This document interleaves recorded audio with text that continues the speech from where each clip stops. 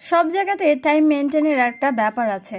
Time মেনটেনের ব্যাপারে যেমন ধরুন আপনি প্রতিনিয়ত কন্টেন্ট বানাচ্ছেন, আপনি টাইম মতো রিলস বা ভিডিও ফটো আপলোড দিচ্ছেন।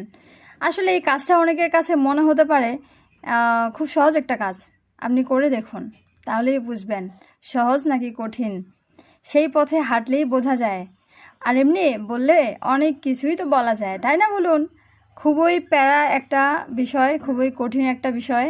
আমি আসলে কাজটা ছেড়েই দিতে চেয়েছিলাম। এটা একটা অন্যরকম কাজ, যে কাজে মন খারাপ থাকলেও আপনাকে ঘন্টার পর ঘন্টা অনলাইনে স্ক্রলিং করে যেতে হয়, আপনাকে কন্টেন্ট বানাতে হয়, যে কোনো মুডেই থাকুন না কেন, যত ব্যস্ততায় থাকুন না কেন।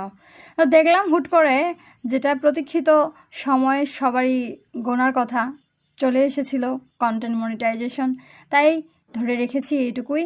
আপনারা যারা আমাকে ফলো করেন, যারা আমাকে পছন্দ করেন, তারা অবশ্যই একটা করে কমেন্ট দিয়ে যাবেন। কারণ আমিও তো মনে করি যে ভিডিও বা ফটো কীরকম কী হচ্ছে না হচ্ছে মতামত অবশ্যই দিয়ে যাবেন। আপনারা যদি কৃপণতা করেন তাহলে তো বানিয়ে লাভ নেই, তাই না?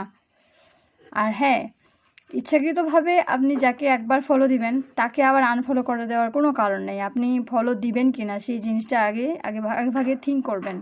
থিঙ্ক করার পরে যদি মনে হয় হ্যাঁ মানুষটাকে আমি ফলো দিয়েছি, ঠিক আছে, পরে যে ফলো দিয়ে আনফলো করে দেন, উঠিয়ে নেন, এই জিনিসটা আমার কাছে বোরিং মনে হয়। আসলে এটাকে মজা করানোর মতো কথা বলা হয় এটাকে। তাই বুঝে শুনে কাজ করবেন। ধন্যবাদ।